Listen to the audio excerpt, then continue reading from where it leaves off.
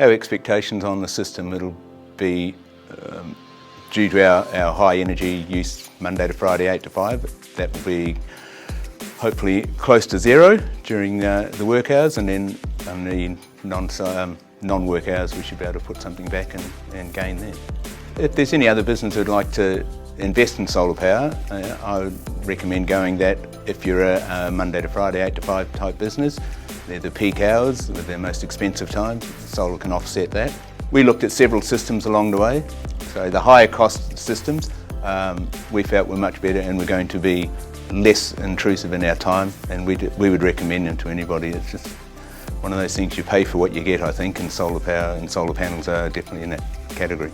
As accountants we do numbers all the time, and often we will see that, yes, trying to explain to somebody that it is worthwhile up front, paying a bit more up front, and then getting that back over a longer period of time rather than saving a few dollars now and getting it something short, but you'll have to replace that again in a much shorter time frame. And we believe that type of system will work out to be a lot more expensive in the long run. So if you do it once, do it properly, and that's what we like to think we've done.